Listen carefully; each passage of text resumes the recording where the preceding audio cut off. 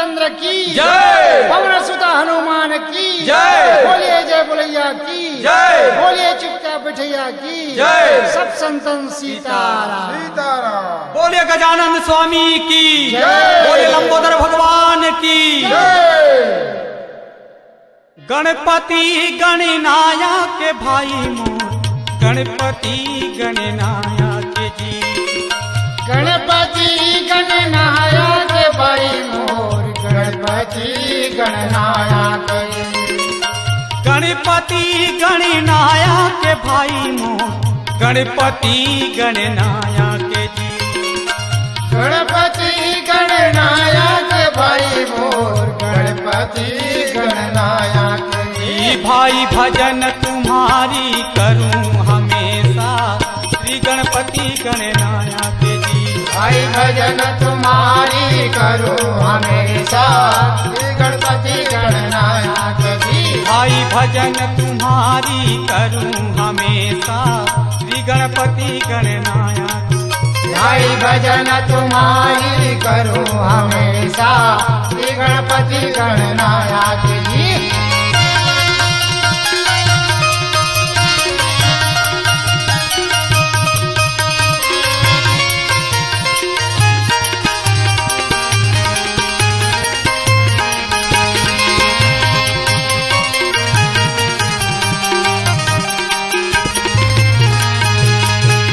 माता तुम्हारी पार्वती है पिता है महादेवा माता तुम्हारी पार्वती है पिता है महादेवा माता तुम्हारे पार्वती है पिता है महादेवा माता तुम्हारी पार्वती है पिता है महादेवा लड्डू के भोग लगे लड्डुअन के भोग लगे संत कर सेवा जी संत कर सेवा भाई भजन तुम्हारी करूं हमेशा श्री गणपति गणनायक जी भाई भजन तुम्हारी करूं हमेशा श्री गणपति गणनायक जी भाई भजन तुम्हारी करूं हमेशा श्री गणपति गणनायक भाई भजन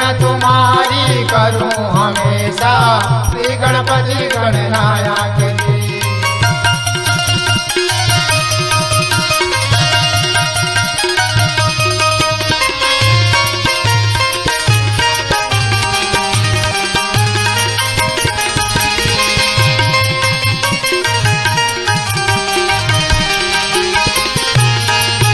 भाई भजन तुम्हारी करूं हमेशा श्री गणपति गणनायक जी भाई भजन तुम्हारी करूं हमेशा श्री गणपति गणनायक जी भाई भजन तुम्हारी करूं हमेशा श्री गणपति गणनायक जी भाई भजन तुम्हारी करूं हमेशा श्री गणपति गणनायक जी जय हो जी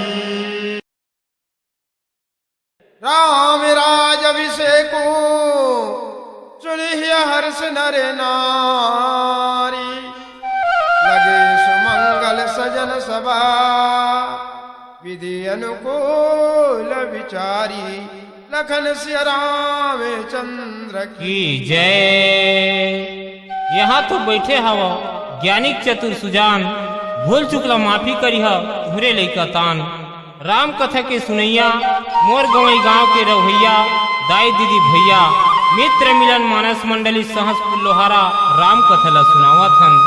राम के राज तिलक के तैयारी अयोध्या के नर नारी मन करत है राम के वनवास जाए की तैयारी सब देवता मन करत है सब देवता मन सरस्वती बुद्धिल मथीस सरस्वती तेन मंथरा के बुद्धिल मथीस अब सौत के किस्सा सुनात हो बलदाऊ भाई मार भैया मंथरा है तेन के कई के पास में जाके किथे का कहा थे अब वो रानी राजा के चाल ल तो देख और बेटा ला निकाल दे घर ले मोरो बात ला लिख के तय धर ले 3 जन हवा तुमन सौत एक आग जन के हो जी तीसे लगते वो मऊ कौशल्या राजा दशरथ के तीर में बैठ के मीठ मीठ गुत्तुर गुत्तुर गोठिया थे वो। हाँ। ओखरेज बात ला राजा अब्बड़ पतिया थे वो। वाह कौशल्या के बात ला मान के राम ला अपन बेटा जान के अयोध्या के बनावत थे राजा, और गांव भर के मन बजावत हवे बाजा। जय जी। सुरुती कर दिया चुक चुक ले हुआ थे अंजोर, जाके देख के कई चौकपुर आगे गली और खोर।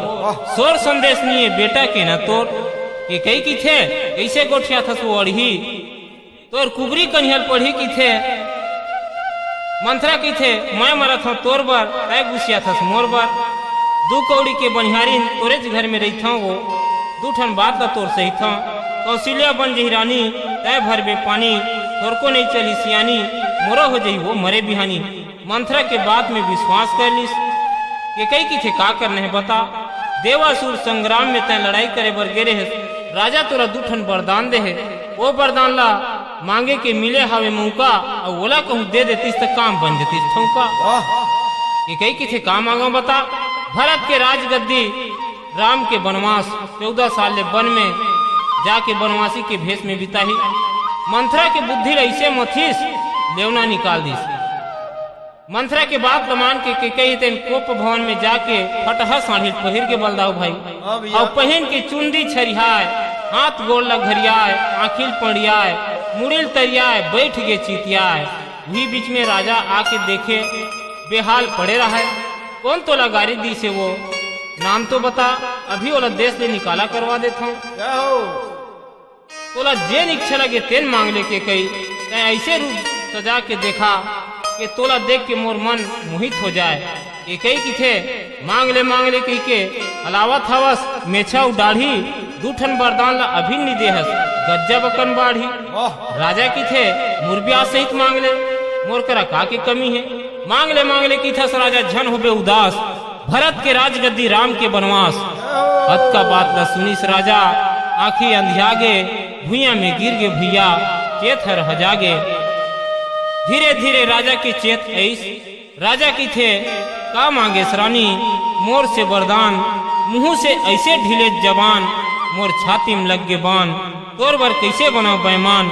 रो रो के गोठिया गोठिया के राजा खांसाए, के कई रहते खलखला के हंसाए, और हंस के किथे राजा ला मूड धर के रोथस, पागल कस होथस। सोच समझ के रहीस तोला देना, तय सोचे मांगी चना यू चबेना।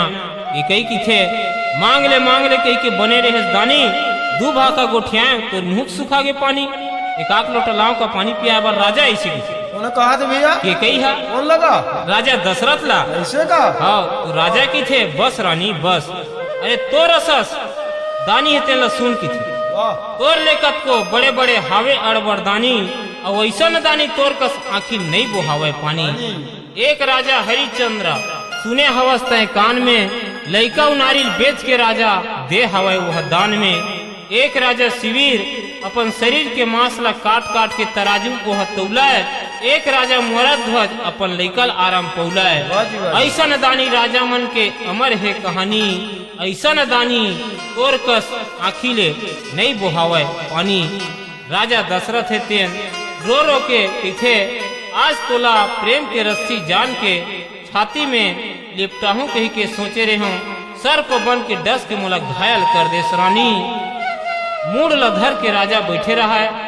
वही बीच में भैया भगवान राम आके अपन पिताजी की थे, हे पिताजी मैं कुछ अपराध कर डरे का, दुख के कारण तो बता। वाजी वाजी कुछ नहीं बोलिस के कई के पास जाके की थे कि हे माता, पिताजी के दुख ला दूर करे खातिर बार मोर शरीर के चमड़ा के अगर जूता बनवाना पड़ी तो मैं बनवाए बर तैयार हूँ। वाजी वाजी वाजी उखर महतारी के कई किहिस केवल दू वरदान दुख के कारण ने बेटा, कौन सा वरदान बता मोर महतारी। राम 14 साल तक के वनवासी के भेष में बन जावे और भरत बने अयोध्या के राजा। ये कई के बात का सुन के राम की थे, हे मोर महतारी मोर जीवन में तय कर दे सुजियारी। पहला तो भरत के राजगद्दी, और दूसरा माता पिता के आज्ञा के पालन, और तीसरा बन जाऊं तो साधु संत के दर्शन हुई। हे पिताजी मोला वनवास जाए के आज्ञा दे। फिर नीचे भजन के बाद बोले लखन से रामचंद्र की जय।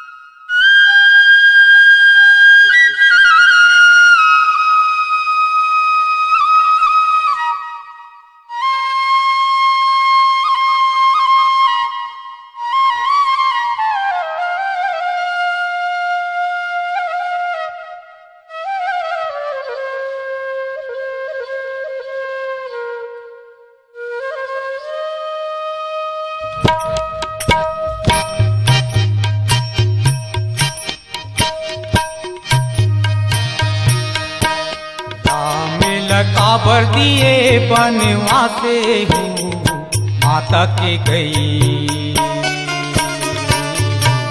रामिल काबर दिए बनवा, रामिल काबर दिए बनवासे हो माता के गई, रामिल काबर दिए बनवा।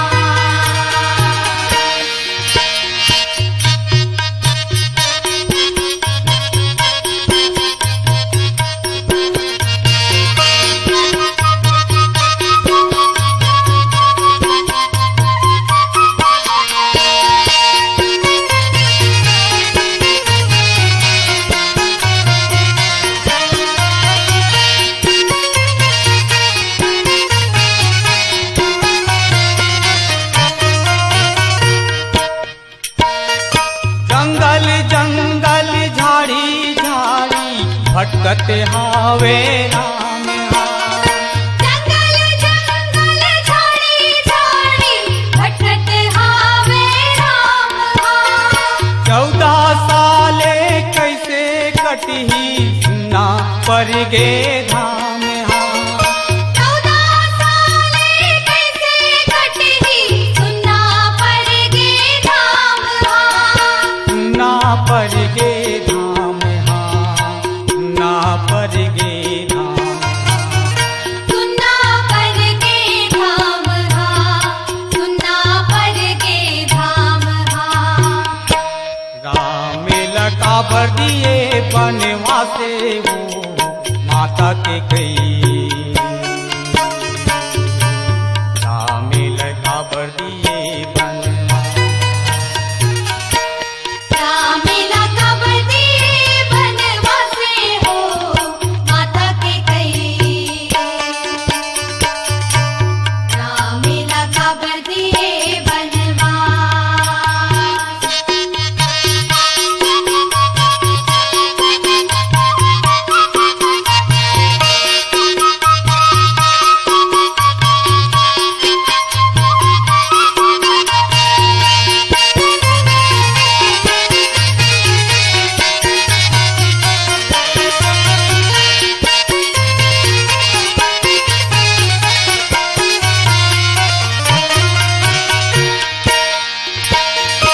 आखर बुद्धि माता कर डारे कैसे मांगे बनवास ला, आखर बुध माता करी डारे कैसे मांगे बनवास ला।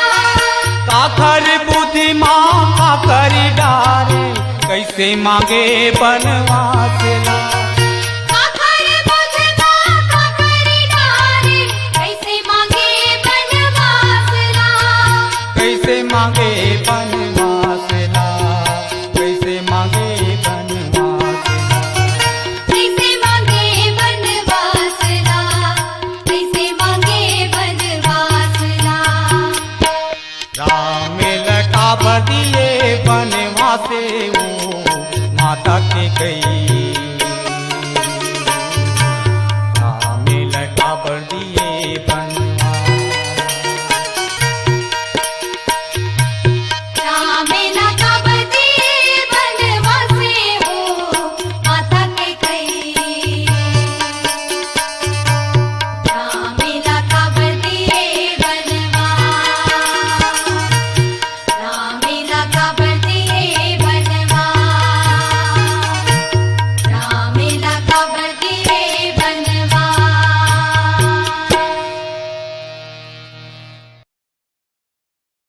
जय सिया राम, जय जय सिया राम, जय गुरुदेव, जय हनुमान। ई तू आशीष आयसु मोहि दीजे, अरस समय विषमहु कत कीजे। भगवान राम पिताजी से आज्ञा मांगी। दशरथ की थे हत्रे चंडालीन, रामे के राजे में जहर डाले, जीते जियत रानी मोला तय मारे। ले जाबे बेटा संगे में मोला, राखे हो प्राणेला तोरे अगोरा। मोला छोड़ के बन मत जा बेटा, ले जाना। भगवान मानस के प्रेमी सज्जनों, जेन ला भगवान देथे तेन ला बाल बच्चा दर्जन के दर्जन देथे, जेन ला नहीं देवे तेन पत्थर की पूजा करथे बलदाऊ भाई। राजा दशरथ तेन के कैल की थे, पुत्र बिना मोर महल रही सुनना, दुख गुरुल जाके सुनायो। यज्ञ करा के खीर खवा के 4 बेटा ला पाए।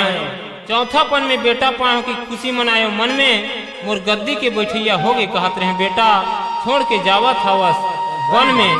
तन कांपत है मन रोवत है, हो गया मैं अब सियान, मोला छोड़ के झंझा बेटा छूटत है मोर प्राण। मोर बुढ़ापा के तय सहारा, रेहस बन के लाठी, छोड़ के जात हस वन में बेटा, नहीं पावे एक मुठा माटी।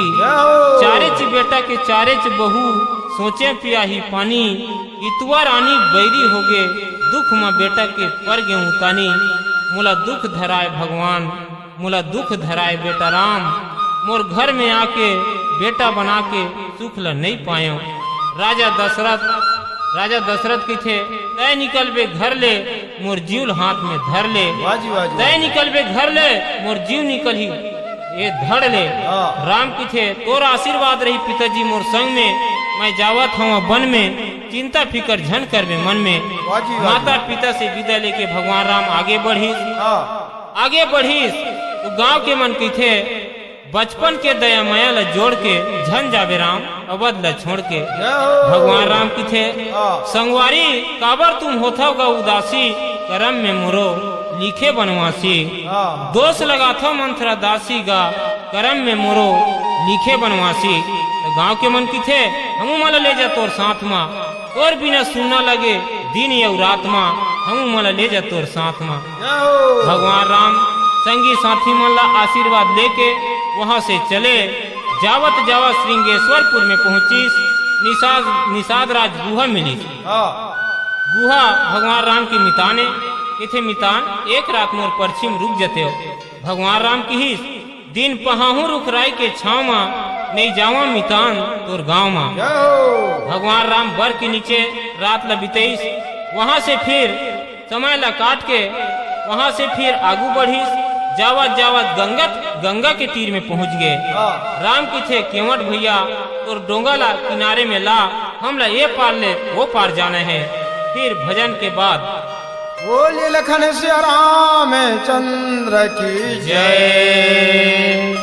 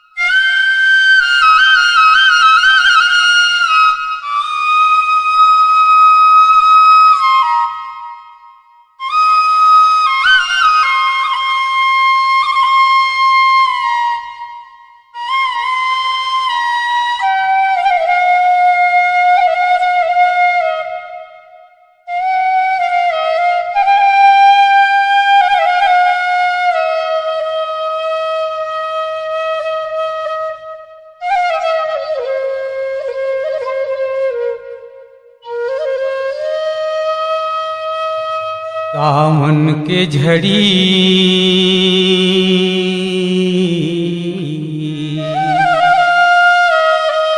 बैरी कस लागथे जमारा। सावन के झड़ी हो, सावन के झड़ी पैरी कस लागते जमारा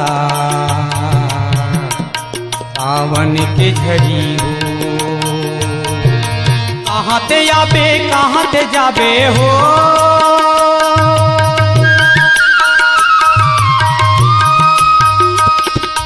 कहाँ ते आबे कहाँ ते जाबे नहीं है रे ठिकाना रे सावन के झड़ी पैरी कस लागते जमारा सावन के झड़ी हो सावन के झड़ी पैरी कस लागते जमारा सावन के झड़ी हो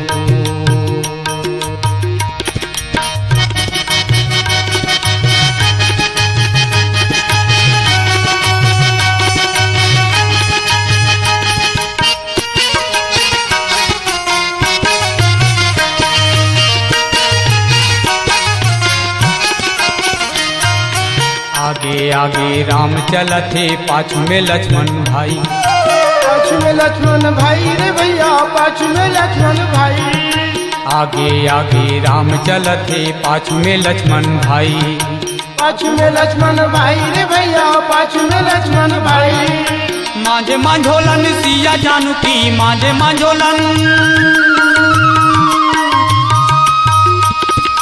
मांझे मांझोलन सिया जानकी चित्रकूट भर जाएगा सावन के झड़ी पैरी कस लागते जवारा सावन के झड़ी हो सावन के झड़ी पैरी कस लागते जवारा सावन के झड़ी हो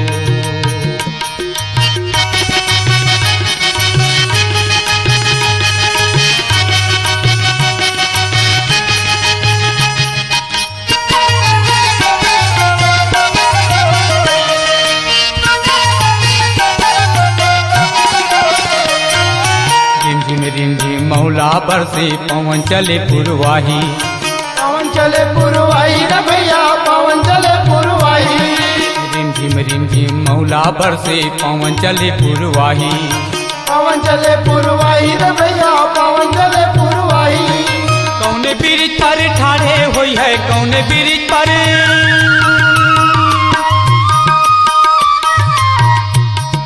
कौने ब्रिज पर ठाड़े हुई है राम लखन दोनों भाई का सावन के झड़ी पैरी कस लागते जवारा सावन के झड़ी हो सावन के झड़ी पैरी कस लागते जवारा सावन के झड़ी हो सावन के झड़ी हो सावन के झड़ी हो सावन के झड़ी हो सावन के झड़ी हो सावन के झड़ी हो सावन के झड़ी हो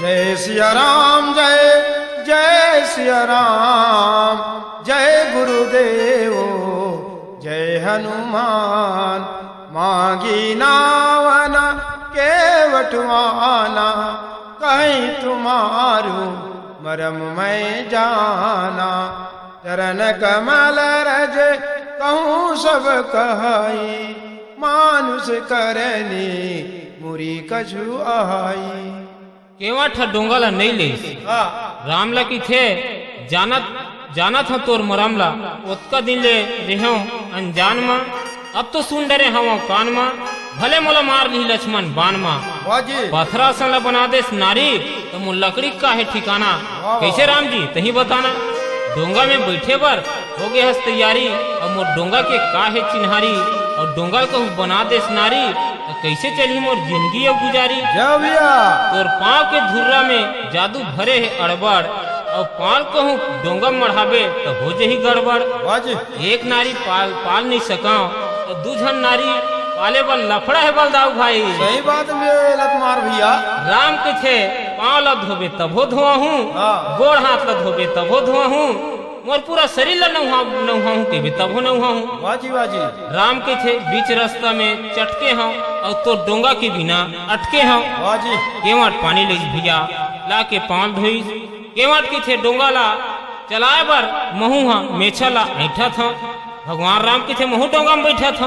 वाह भगवान राम के थे डोंगा जल्दी जल्दी चलाना और के पैसे ले बेटे न बताना। वाह केवट की थे तोर मोर होगी चिन्हारी अब सब बन जही उधारी। वाह। लकड़ी के डोंगा ला मैं चला था और भवसागर के डोंगा तय चला था। हाँ जी आज मैं तोला पार नहका था, एक दिन मोरे परिवार सहित हूँ मोला पार नहका देवे। हाँ भैया। वहाँ से भगवान राम लक्ष्मण सीता जंगल झाड़ी पर्वत पहाड़ी माँ घूमत जावत है। फिर नीचे भजन के बाद बोलिए लखन श्री रामचंद्र की। हमार जन्म और मरण तक ये लकड़ी हमार साथ में जाएगा और ये राम के भक्ति जाही काबर, यही तो हमार जीवन के सहारा है। कबीर दास के थे वारे लकड़ी मोर जन्म तक तय साथ देश, जब मैं जन्म ले और जब मैं मर गया तब वो तक मोर साथ में गेस भैया, कहीं मोर आखिरी सहारा लकड़ी है। यही लगे थे भजन के माध्यम से। जीते लकड़ी मरते लकड़ी, देखो तमाशा लकड़ी का। जीते लकड़ी मरते लकड़ी, देखो तमाशा लकड़ी का। जीते लकड़ी मरते लकड़ी, देख तमाशा लकड़ी का। देख तमाशा लकड़ी का, देख तमाशा लकड़ी का। देख तमाशा लकड़ी का, देख तमाशा लकड़ी का। जीते लकड़ी मरते लकड़ी, देख तमाशा लकड़ी का। जीते लकड़ी मरते लकड़ी, देख तमाशा लकड़ी का।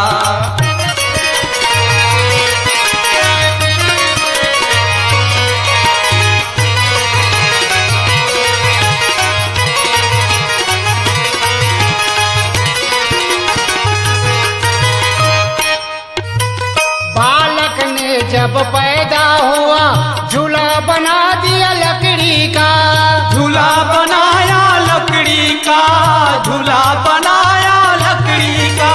बालक ने जब खेलने लगा खिलौना बना दिया लकड़ी का।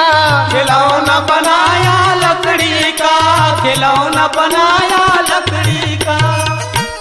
बालक ने जब खेलने लगा तो खिलौना बना दिया लकड़ी का। जय हो जी। भाई जब बालक जन्म लिया तो जोर से रोए तो ओकर बर झूला बना दी लकड़ी का। वाह जी वाह जी। वो बालक धीरे धीरे धीरे धीरे रेंगे लगी हाँ। तो ओकर बर भैया इन घोड़िया गाड़ी बना दी लकड़ी का। भैया। अरे लकड़ी जीते लकड़ी मरते लकड़ी, देखो तमाशा लकड़ी का। जीते लकड़ी मरते लकड़ी, देख तमाशा लकड़ी का। जीते लकड़ी मरते लकड़ी, देख तमाशा लकड़ी का। जीते लकड़ी मरते लकड़ी, देख तमाशा लकड़ी का।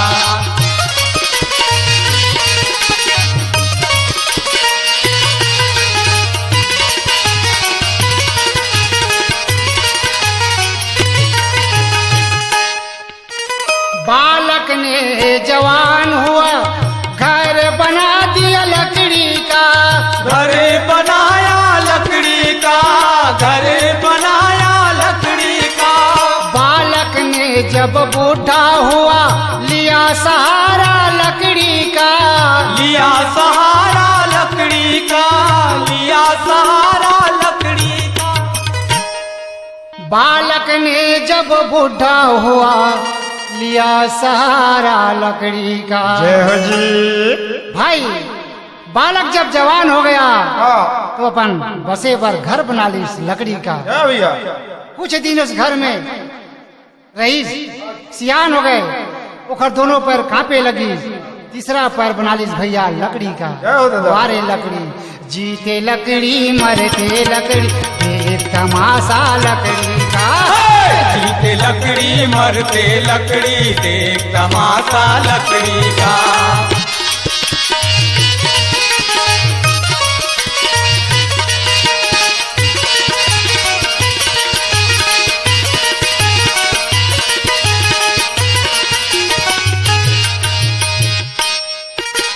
बूढ़ा होकर मरे गया, अर्थी बना दिया लकड़ी का।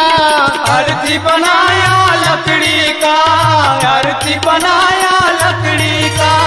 इसका को जलाने के लिए चीता रचा दिया लकड़ी का। चिता जलाया लकड़ी का, चिता जलाया लकड़ी का। काय को जलाने के लिए अब चीता बना दिया लकड़ी का। क्या हो जी? भैया हाँ भैया। बुढ़ा होकर मर गया हाँ जी। तो शमशान घाट ले जाने के लिए हाँ अर्थी बना दिया लकड़ी का। हाँ भैया। शमशान घाट तक पहुंचे नहीं है, हाँ। तो वहाँ चीता बनकर तैयार हो गया लकड़ी का। लकड़ी का। क्या भैया? वही में कबीर दास के थे, हाँ। वारे लकड़ी मोर जन्म से लेकर मरण तक आज तक साथ देश, हाँ आज तही मोर जीवन के साथी है। अब ये राम भक्ति मोर पालन हार। क्या भैया? जीते लकड़ी मरते लकड़ी, देखो तमाशा लकड़ी का। जीते लकड़ी मरते लकड़ी, देख तमाशा लकड़ी का। देख तमाशा लकड़ी का, देख तमाशा लकड़ी का। देख तमाशा लकड़ी का, देख तमाशा लकड़ी का।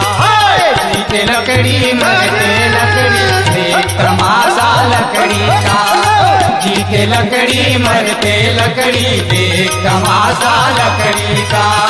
जीते लकड़ी मरते लकड़ी, देख तमाशा लकड़ी का। देख तमाशा लकड़ी का, देख तमाशा लकड़ी का। देख तमाशा लकड़ी का। क्या हो जी? जय सिया राम, जय जय सिया राम। जय गुरुदेव, जय हनुमान। बास करहूँ ताहाँ रघुकुल राखा, कीज सकल मुनि पर दाया। चले राम मुनि आयस पाई, सूरत पंच वटी निहराई। सज्जनों, राम लक्ष्मण सीता आगू बढ़ीस, हाँ। जावत जावत अत्रि मूली मिलिस, अनसुईया से मिलिस। वहां से फिर भगवान राम हेतेन पंचवटी में पहुंच गए। जय हो जी। पंचवटी में कुटिया बनैस, कुटिया बनैस। वही बीच में घूमत फिरत सूर्पनखा आईस। हाँ सूर्पनखा आके किथे रामला के तोर सही सुंदर पुरुष और मोर का सुंदर नारी ये दुनिया में कोनो नहीं है। तोला पति बनाए के इच्छा में मैं आए हूँ। राम की थे मोर तो नारी है, लक्ष्मण के पास जा। ऐसे नहीं भैया, कमाए खाए चल दे, उन्हें नारी मिलिस तो धर के लाले। हाँ। लकड़ी बर के जंगल उन्हें कहूँ मिलिस तो धर के लाले। कौन कहा थे भैया? ये मेरा भगवान राम की थे सूर्पनखा ला अच्छा। कि हे सूर्पनखा, मैं शादीशुदा वाले आदमी हूँ, हाँ एक पत्नी ले, मैं दूसर पत्नी नहीं लेगा। हाँ। ऐसे की के भगवान राम की हाँ। लक्ष्मण के पास जाके दिस। जय हो। सूर्पनखा तेन लक्ष्मण के पास गिस। लक्ष्मण लगी थे कि मैं तोरा पति बना हूँ। ओकरो साथ बातचीत हो गए।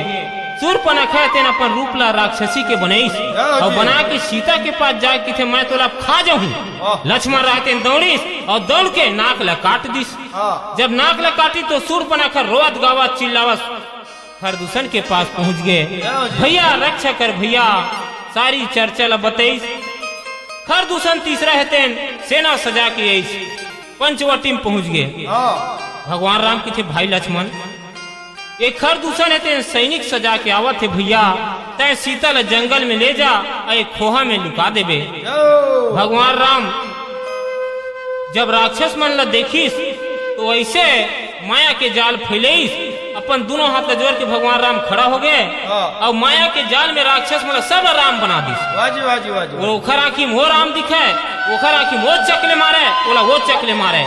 खरे दूषण तीसरा बलवंता, भूयम सुवादी से आज भगवंता। वाजी भाई भाई तलवार चलावे, रुखराई कस थांगा गिरावे, पल भर में कट के समाप्त हो गए भैया। वाजी वाजी सूरपनख कहतेन रोवत गावत चिल्लावत लंका में पहुंच गए। जाके कहते भैया रावण, हे भैया तुरंत जीते जियत तोर बहनी के नाक कटा गे भैया। ये तोर बहनी के नाक नहीं कटा है भैया, ये तोरो नाक कटा है और लंका भर के नाक कटा है भैया। ऐसे कौन कहा थे? सूरपनखा कहा थेगा कौन ला भैया? रावण ला। अच्छा तो कहा गे रे कौन काटिस की रावण पूछी। सूरपनखा की थे मैं पंचवटी में घूमत फिरत गए भैया, वहाँ राम लक्ष्मण और साथ में सीता नाम की सुंदरी है। हाथ गोठियाल के गे भैया तो मोर नाक ला काट दिसगा और वो सीता कहते हरण करके ला लेते भैया, तो लंका की शोभा बढ़ जाती। राजा रावण तेन सूरपनखा के कहना ला मान के मारीच के पास गिस और मारीच लगी थे कि ममा तोला मिर्गा बन के जाल लगी। कहाँ भाचा? राम के पास की थे। तो मैं तो छल कपट ला त्याग के लंका छोड़ के जंगल में तपस्या कर तो नहीं जा सकूं, नहीं जावे तो मैं अपन हाथ से मारी हूँ कि रावण। वाजी वाजी वाजी दोनों तरफ ला मारना सोच के कीस के चल मामा, चल भाचा तैयार हो जा। रथ में बैठ के मारीच पहुंच गए कहाँ? पंचवटी में। मारीच मिर्गा के रूप बने भैया और कुटिया के आसपास घूमे लग गए। सीता वही बीच में फूल टोरे भर आ रहा है। जब सीता देखीस तो कहते कि स्वामी हे प्राणनाथ, ये मिर्गल को ते मार के ला लेते, एकर चमड़ा बहुत सुंदर है काम आतीस। अगर ते मिर्गल मार के नहीं लाते तो लाते जिंदा पकड़ के ला ले तो काकर भी सीता ऐसे की थे। तो 14 साल ले हम जाबो अपन गांव में अयोध्या तो का चिन्ह लाश कही ए मिर्गा के पाँव में घुंघरू ला बांध देबो और गांव में नचवाबो, गली में नचवाबो, इलाते पकड़ के ला ले। भगवान राम नारी के बात ला नहीं मानबे तेनो बाहेगा। तो किस के नारी के बात ला मान के भगवान राम कमर में फेंटा कस के धनुष बाण धर के मारीच के पीछू पीछू दौड़े। जावत जावत जावत बहुत दूर ले गए मारीच। भगवान राम पीछे पीछे दौड़े। जब मारीच बहुत दूर ले गए तो मारीच का की थे तोरे झोले झोले के रेंगना लहुट के मोला देखना, चला ले बान राम मोला मुक्ति अब देना।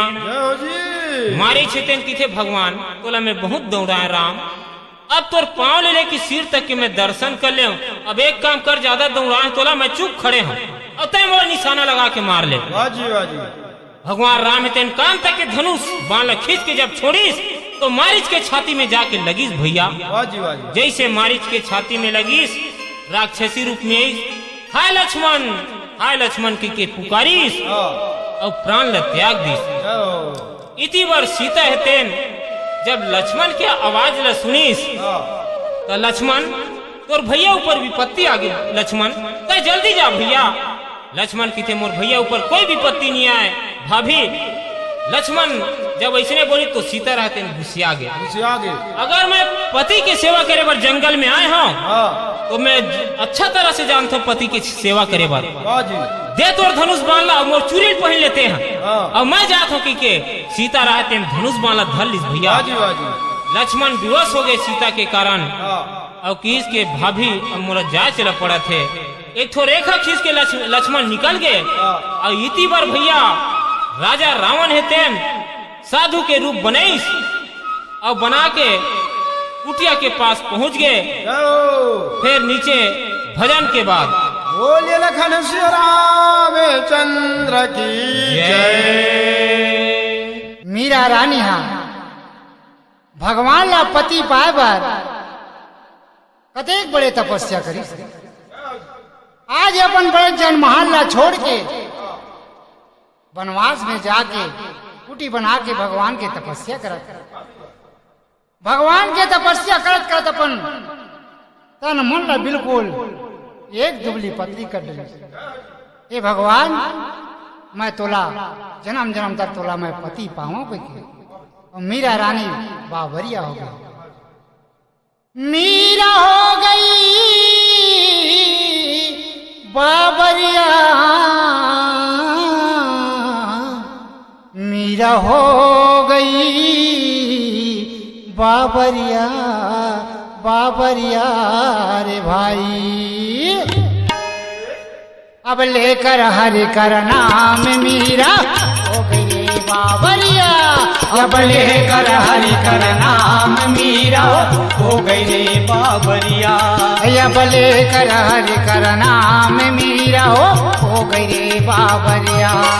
अब लेकर हरि कर नाम मीरा हो गई रे बाबरिया। अरे हो गई रे बाबरिया।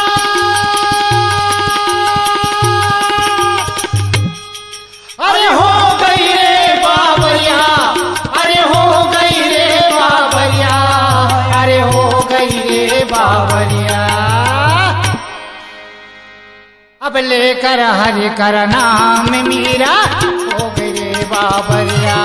अब लेकर हरि कर नाम मीरा हो गई रे बाबरिया।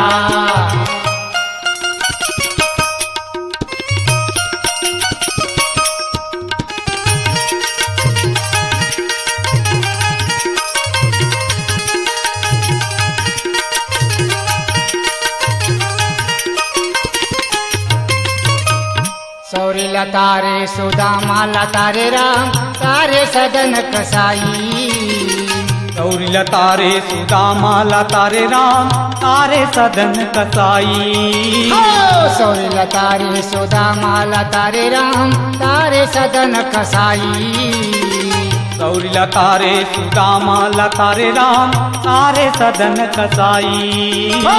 तारे सदन कसाई हो रामा तारे सदन कसाई।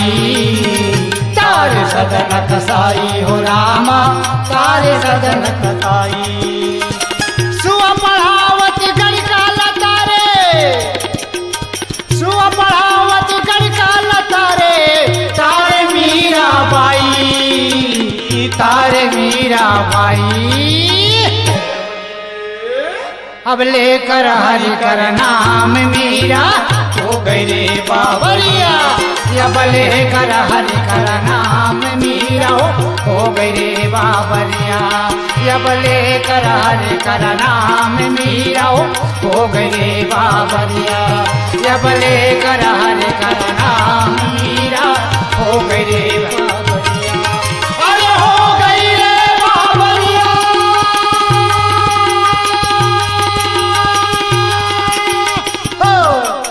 अरे हो गई रे बाबरिया। अरे हो गई रे बाबरिया। अरे हो गई रे बाबरिया। अब लेकर हरि कर नाम मीरा हो गई रे बाबरिया। अब लेकर हरि कर नाम मीरा हो गई रे बाबरिया। अब लेकर हरि कर नाम मीरा हो गई रे बाबरिया। अब लेकर हरि कर नाम मीरा हो गई रे बाबरिया। अब लेकर हरि कर नाम मीरा हो गई रे बाबरिया।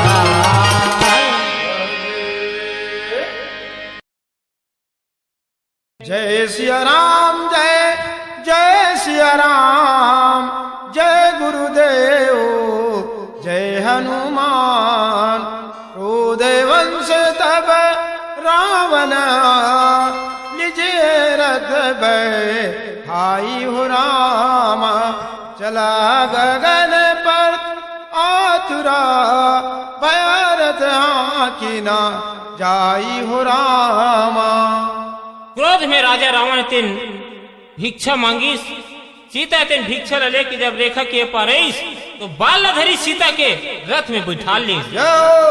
दशरथ मरण सीता के हरण दोनों नहीं मेटा और निचट भुला गे बाप और बेटा।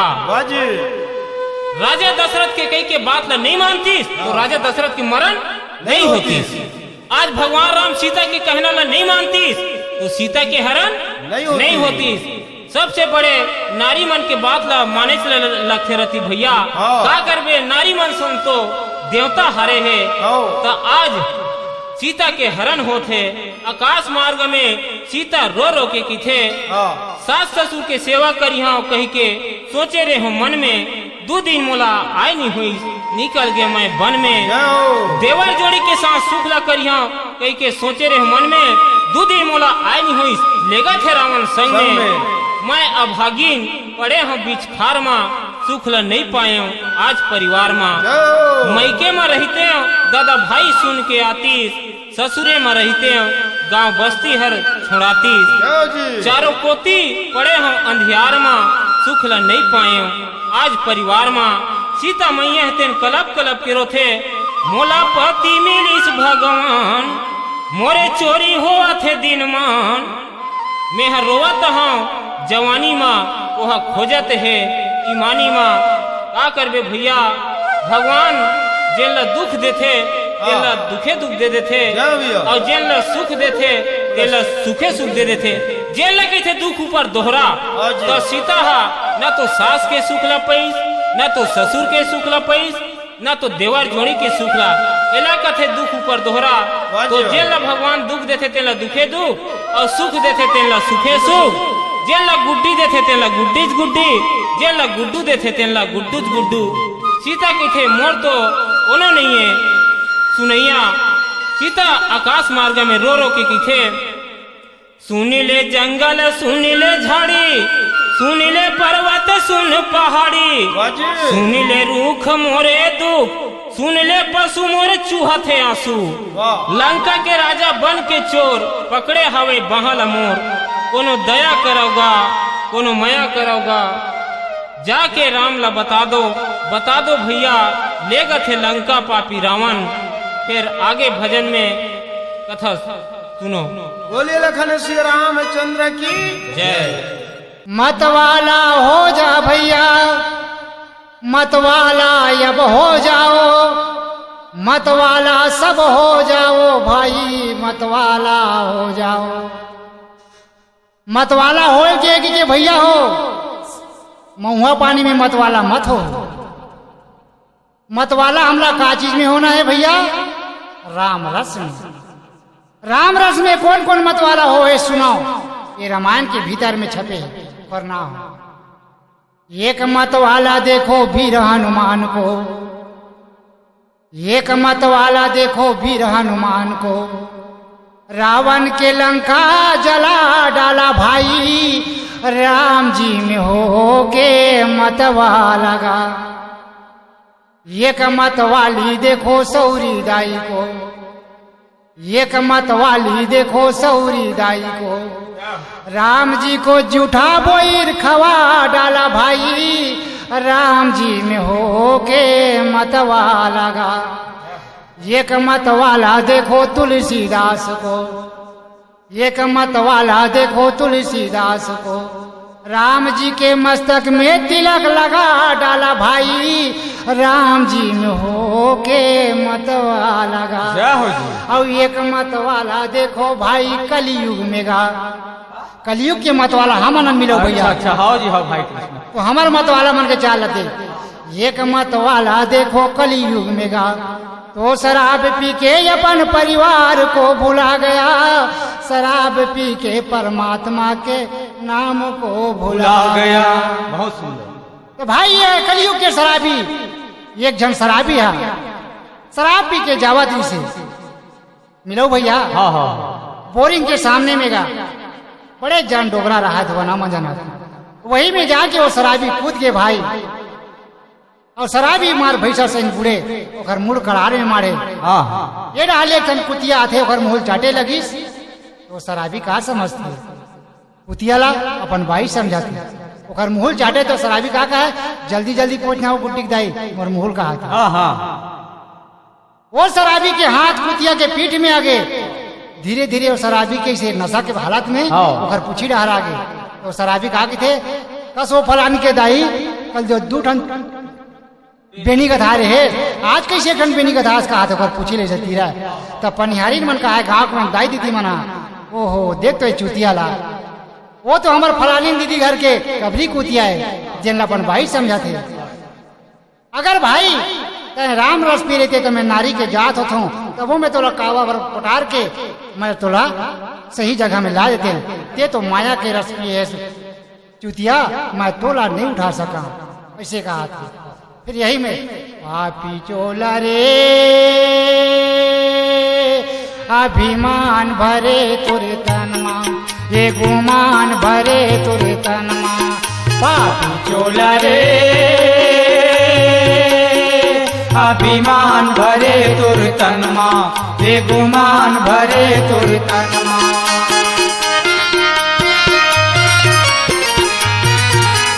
जय हो।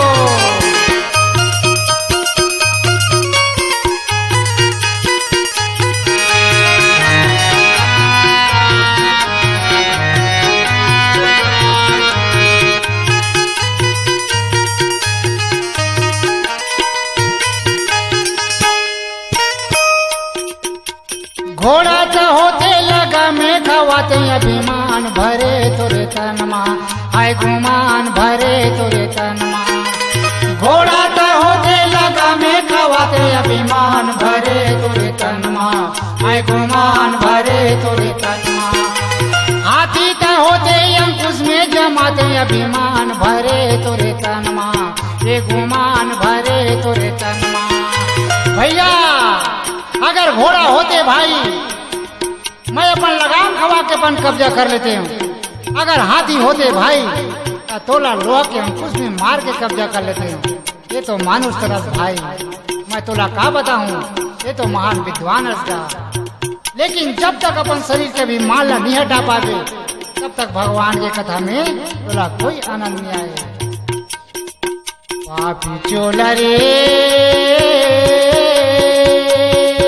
अभिमान भरे तुरे तनमा, ये गुमान भरे तुरे तनमा।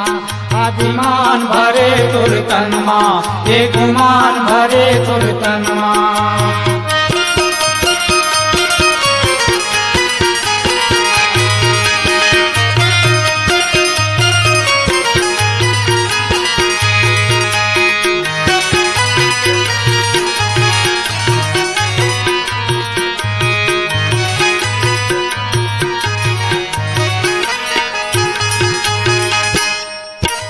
पहला तो होते मैं नाथ न तो बाते अभिमान भरे तुरे तनमा, ये गुमान भरे तुरे तनमा।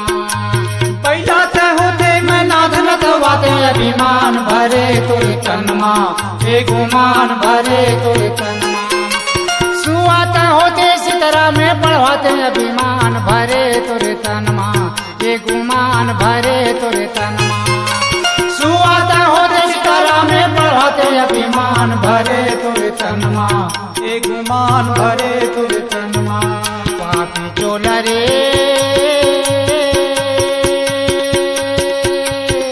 अभिमान भरे तुरे तनमा, ये गुमान भरे तुरे तनमा। अभिमान भरे तुर तनमा, ये गुमान भरे तुर तनमा।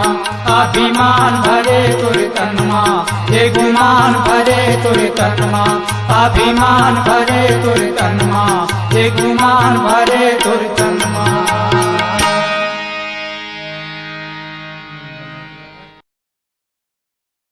मोरे प्रभु को कोई दिखला दो रे, कोई आन के आज मिला दो। मैं अपराधीन रो रही हूँ, मैं अपराधीन रो रही हूँ। मैं तो रो रही दिन राति रे, कोई आन के आज दिखा दो। मैं अपराधीन खोज रही हूँ, मैं अपराधीन खोज रही हूँ। मैं तो खोज रही दिन राति रे, कोई आन के आज मिला दो। राजा रावण सीता ला रथ में बिठारिस और बिठारे के बाद सीता की थे भगवान सन बनाए मोर मैं पति और मोर हुआ थे दुर्गति गति। आज हमार तुहर नारिल भैया कोनो भी हाथ लगाए हम डंडा लेके निकल जाथन। सही बात है भैया। सीता की थे दुनिया के दयालु की थे तेना आज मोला कैसे छोड़ दीस। वाह जी। आज जेन नहीं तेन मोर बाल लग घसीट के आज मोर परिवार नीति से अकेला जान के रथ में चढ़ा के रावण लेगा थे। हाँ। तो जंगल झाड़ी ले याद करी वही बीच में जंगल में एक जटायु रहा है। हाँ। जटायु जब राम के नाम में सुनी सीता कस आवाज लगी तो सीता ला बहु मने जटायु है। राजा दशरथ की मिता ने हाँ। गिद्धराज जटायु जब उड़त उड़त गिस और जाके रावण के बाल ला पकड़ीस और हाँ। पकड़ के घसीट के जमीन में गिरा दीस। जय हो। राजा रावण जब जमीन में गिरीस, हाँ जब राजा रावण और जटायु के युद्ध चालू हो गए, हाँ। राजा रावण के पीठ को तिला जटायु जब चोंच में मारिस हाँ। तो पीछू को तिल देखिस रावण। जाओ। जब पीछू ला देखिस तो पेट ला मारिस। ऐसने मारत मारत जटायु ते राजा रावण के शरीर ला हाँ। व्याकुल कर दी। जय भैया। राजा रावण जब व्याकुल होइस तो निकालिस तलवार और निकाल के जटायु के एक पंख ला काट दी। जय हो जी। एक पंख ला काटिस। जटायु रहते एक पाख में रावण के साथ लड़ाई करिस। हाँ लड़ाई करत करत बहुत टाइम हो गए। हाँ। ओकर बाद दूसरा पांख ला निकाल काट दी रावण।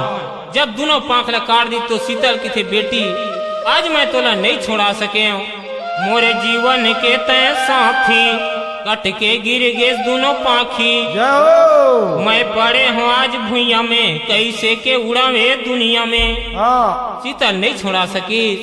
हाय राम की गिर गए पड़े भुइया में। राजा रावण अशोक बाट कमले के सीता ला रख दीस। जाओ। इति बार राम मिर्गा मार के आवत थे और लक्ष्मण इतिल जावत थे। दोनों भाई के रास्ता में भेंट हो गए। जय जी। भेंट हुई तो कि लक्ष्मण ते छोड़ के कैसे आगे भाई। हाँ। चल कुटिया में लगते, सीता नहीं है तैसे लगते। वाजी वाजी।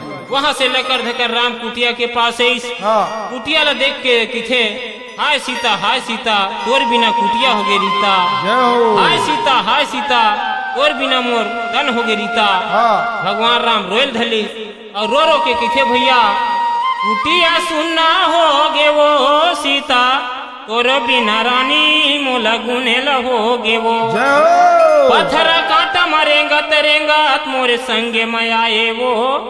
तीपे भोमरा पाँव में फोरा तब भोले नहीं बताए वो।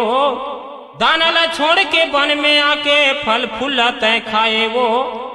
गद्दी ला छोड़ के भूया में सो के कुटिया में दिन पहाए वो। पति सेवा में मन ला लगा के दाई दादा ला भुलाए वो। जय हो। मोर ले दूरिया हो गए वो सीता, तोरो बिना रानी मोला गुने ल हो गए वो। जय हो। एक दिन तहु रोवत रहे मिलो भाई, दाल ज्यादा बाई बर माया लगथेगा। अरे ओखर पर नोय भैया काय गाँव एक दिन बाई चल रही गाँव तो मोलो रोटी बनाए लग गए। तो रोटी बनाए ना तो मोर हाथ चल गए ताई में। तो ताई में जरी ते घर से तो रोए भैया मैं बाई पर नहीं रोए भाई। बाई बर नहीं रोहे लेकिन ताई में रोहे। हाँ जी। लेकिन भगवान राम में रन सहित के रोवत थे भैया। हाँ। वहाँ से फिर आगू गीस जावत जावत जटायु मिलीस। जटायु के दोनों पांव कटे पड़े रहा है, राम राम जपत रहा है। वही बीच में भगवान राम पहुँच गए और पहुँच के अपन गोदी मिले ली जटायु ला। जय हो। और जटायु के ऊपर में हाथ ला फेरिस तो जतका पीरा रहा है और खून बहात रहा है, ये जटायु के पीरा दूर हो गए। कैसे तोला अमर कर दऊ का जटायु किस के तोर भक्ति दे मोला। ऐसे की सब प्राण ला छोड़ दीस। वही मेरे भगवान राम लक्ष्मण ला की थे, हम अपन बाप के माटी काठी नहीं पाए। हाँ। लेकिन ये हमारे पिता के बरोबर है। लकड़ी सके ले लक्ष्मण जाओ। और चीता बना ले और ये जला के क्रियाक्रम करके भगवान राम वहाँ से फिर आगे बढ़ी। जय हो। फिर भजन के बाद फिर कथा। बोली लखन सिया रामचंद्र की जय। सुना दाई दीदी मन, नारी के धर्म का चीज है पतिव्रत। जिन अपन अपन पति के सुंदर सेवा करते ओला साक्षात भगवान वैकुंठ धाम भेजते। मैं गांव के दाई दीदी जम्मो झन मोर बहनी मोर दाई मोर बूढ़ी दाई सब ला मैं सुनावा था। पति धर्म एक बार बन जाओ। पति धर्म नारी कौन बने हैं ये रामायण में छपे हैं। सुना कौन कौन है खरनावला। एक माता है सती अनुसैया, एक माता है सती अनुसैया। ब्रह्मा विष्णु महेश को बेटा बना, एक नारी है सती सवित्री। एक नारी है सती सवित्री, तो अपन पति के प्राण बचा। एक नारी है सती सिलोचना, एक नारी है सती सिलोचना। ओखर पति के कटे भुजा कलम चला, एक नारी है रत्नावली गा, एक नारी है रत्नावली गा। तुलसीदास ला ज्ञान बता, एक नारी है कलयुग में गा। मिलो भाई, आओ जी। कलयुग के नारी कैसे चाल करते? हाँ एक नारी है कलयुग में गा, कोई अपन पति लायागी बरवाई, एक नारी है कलयुग में गा। जाओ जी। भैया कलयुग के नारी बोला कत को ते गीता भागवत चाहे नवदा सुना ले, आओ लेकिन मिलो भैया आओ आओ। वो कहीं तोला जग जाबे थे घर में, आज मैं हाथ में मेहंदी लगा है गोलू को पप्पा तोला आगी बारे ला परी, जय थोके। लेकिन का करबे आगी बारना जरूरी है। आओ जी। काबर जावर जोड़ी है तो एक दूसरे के साथ कर देना जरूरी है, लेकिन समय के तबे भाई कृष्णा जी दिन मैं जाथो ना, जब जाथो तब तोला जब देखो तो आगीज बारत तबे टकराहा हो गए। तो मैं कहा तू ये गांव के दाई दीदी मल्ला सुनाओ, चाहे तो अपन पति के सच्चा दिल से सेवा कराओ। काली से अगर सुबह से सुंदर अपन पति ला पीढ़वा में खड़ो कर ले हो, और थारी में दाई हो, दिया जला ले हो, फूल धर ले हो, और चंदन धर ले हो, और अपन पति के से आरती दो चार भंवर घुमा दे हो, ओखर माथा में चंदन लगा दे हो, और फूल ले ओखर मुड़ी में छीट दे हो, और बोला 2 रुपया पैसा दे दे हो, जा बीड़ी माँ खुरपी ले।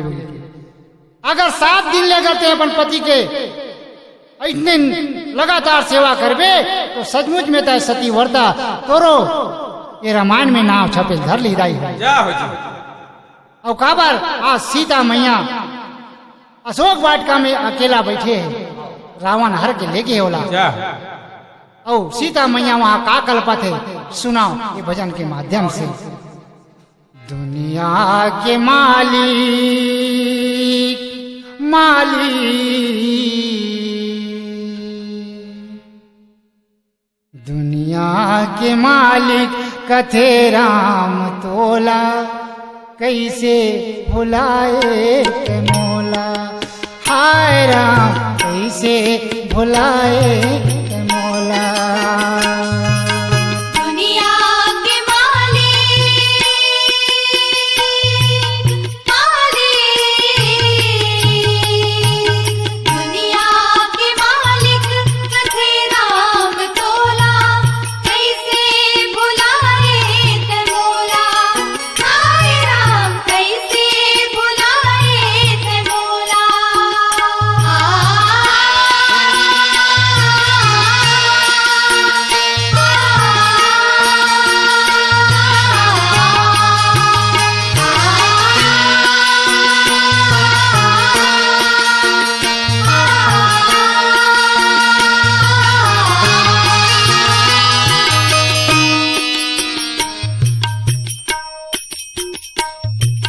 दाई तो छूट गए दादा मोर, छूट गए संगी सहेली।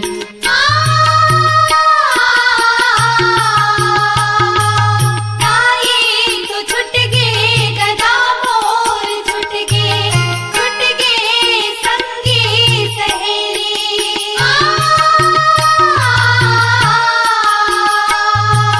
काते करम मोर लिखे विधाता, आज पढ़े हूँ मैं अकेली।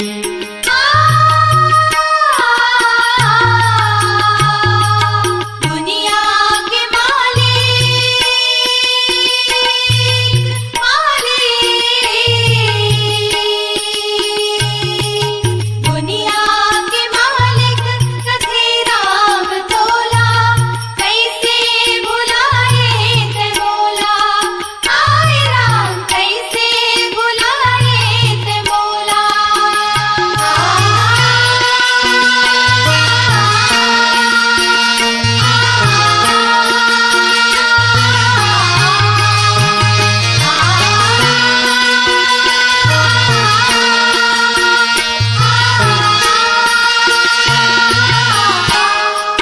संगे ले मोर जोड़ी, छूट गए लाखान भाई।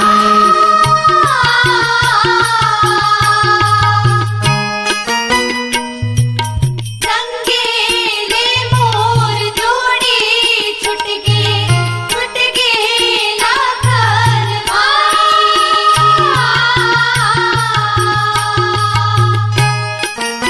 सीता मैया भाई अशोक वाटिका में बैठे बैठे रोआ थे।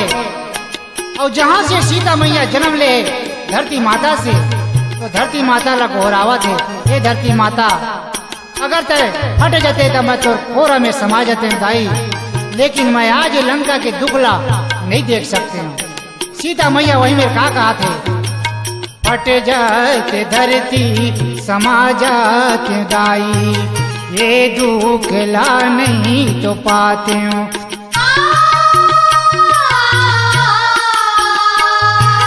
कट जाते धरती समा जात दाई, ये दुख ला नहीं तो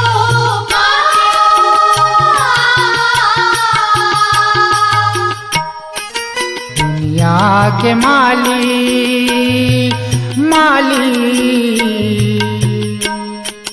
दुनिया के मालिक कथे राम तोला, कैसे भुलाए त मोला, हाय राम कैसे भुलाए त मोला।